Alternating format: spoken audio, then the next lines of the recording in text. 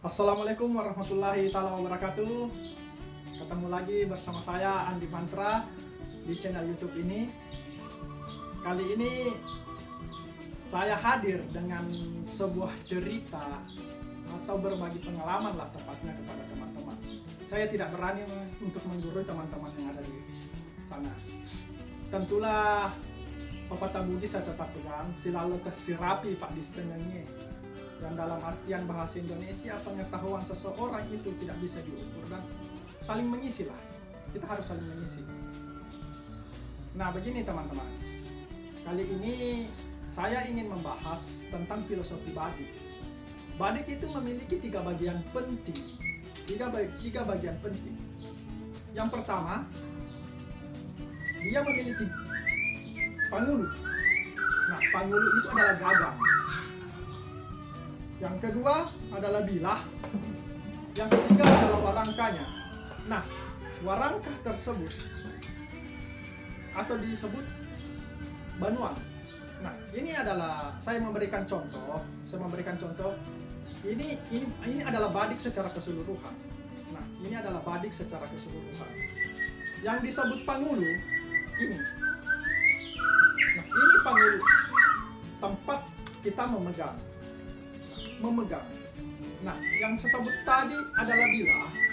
Ini adalah bilah, terbuat dari baja dengan teknik tempaan dan lipatan tertentu yang dikuasai oleh pandre atau empu.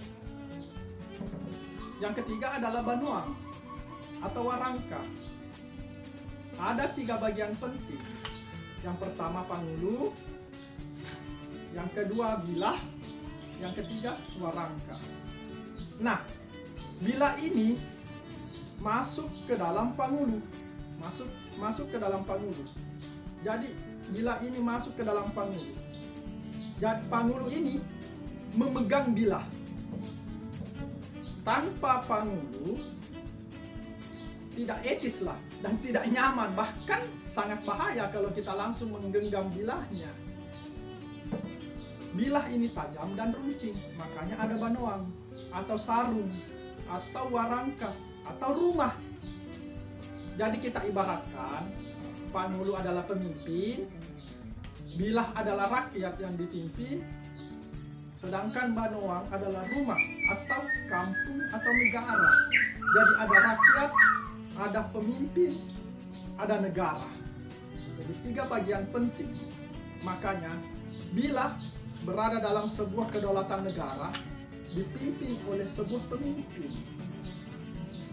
Begitu saudara-saudara. Jadi pada pertemuan kali ini saya akan membahas pangulu dulu. Kita jangan lihat dulu bilah atau apanya atau warangkanya. Kita lihat pangulunya saja. Nah, begini teman-temanku. Kayu pangulu biasanya kita ambil dari dua jenis kayu yang terbaik. Yang pertama kayu kemuning atau biasa juga orang menyebutnya kayu paloko.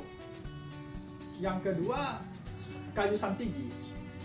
Nah, kenapa orang-orang tua dulu memilih dua jenis kayu itu? Karena kedua jenis kayu itu memiliki struktur yang sangat kuat. Yang pertama. Yang kedua memiliki corak yang indah. Jadi penggabungan antara kekuatan dan keindahan. Sama dengan ini. Ini terbuat dari kayu kemuning. Nah, memiliki corak yang indah. Yang kedua, kayu kemuning dan kayu santigi hidup pada habitat yang sangat ekstrim. Kayu kemuning biasanya hidup di bebatuan, ya mampu hidup di bebatuan.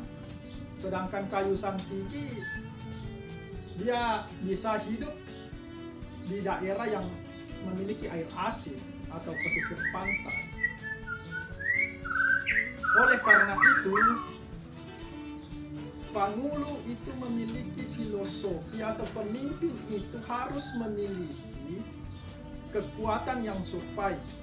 Dalam artian, jika dia dalam memimpin sebuah masyarakat, meski dia dicaci maki oleh lawan politiknya, dihardik, nah, dia harus tetap tegar, kokoh, bukan malah jadi baper atau memenjarakan pengkritiknya. Karena kenapa? Dalam tatanan demokrasi, esensi dari demokrasi adalah pengkritik atau lawan debat kita adalah teman sharing pengetahuan kita. Maka jadikanlah lawan politik itu adalah teman belajar kita. Karena tidak bisa dipungkiri kesempurnaan hanya milik Allah Subhanahu wa Ta'ala. Kita manusia tidak luput dari kesalahan.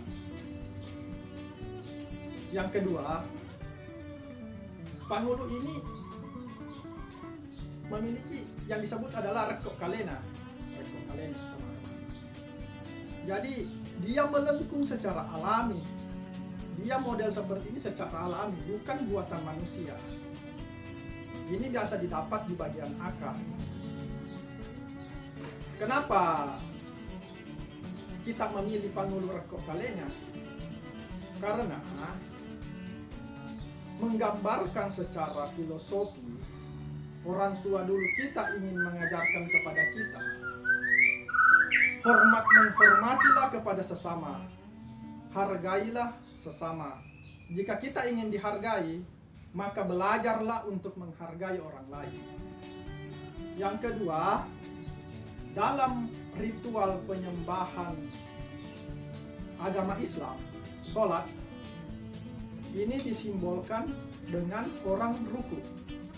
Nah, gerakan atau gestur membungkukkan badan adalah simbolisasi bagaimana kita untuk menghormati orang lain. Pandanglah manusia bukan karena kastanya, hartanya, maupun tahtanya. Tetapi kita diajarkan untuk menghormati sesama, menghargai sesama, karena kita sama-sama diciptakan oleh Tuhan Yang Maha Esa. Begitu luar biasanya para leluhur Bugis menyematkan pengetahuan-pengetahuannya, menggabungkan kecerdasan spiritual dan intelektualnya kepada kawan. Kita berbicara kepada Pangulo. Jadi, untuk memilih seorang pemimpin, kita harus memiliki kriteria. Yang pertama, dia harus kokoh, dalam artian dia tidak pernah gentar untuk membela hak-hak rakyatnya. Yang kedua, dia harus memiliki sifat rekok kalenya, atau dalam artian tawadu. Dia sangat menghargai rakyatnya, sangat menghormati rakyatnya. Dengan jalan itu, di bawah seorang pemimpin akan lahir dan rakyatnya rela mati untuk pemimpinnya karena sifat tawadu yang diperlihatkan pemimpin kepada rakyat. Jadi, itu mengapa saya bercerita tentang Badik. Karena Badik bukan sekedar senjata tikam, tetapi Badik adalah sumber pengetahuan dan sangat relevan dalam kehidupan kekinian. Tadi kita membahas Pangulo dalam teori kepemimpinan. Sekarang kita membahas Pangulo dalam kedirian. Agar kita menjadi pribadi yang sangat luar biasa, bersifatlah seperti Pangulo Kawali. Yang artian, jangan pernah memiliki rasa malas dalam diri kita. Malulah kepada Kali Kemuning, malulah kepada Kali Sang Tinggi. Meski tempat hidupnya atau habitatnya sangat ekstrim, yang mampu tumbuh, beranak pinak, bahkan bermanfaat bagi orang lain. Oleh karena itu, sebagai lelaki Bugis, pantang untuk bermalas-malasan.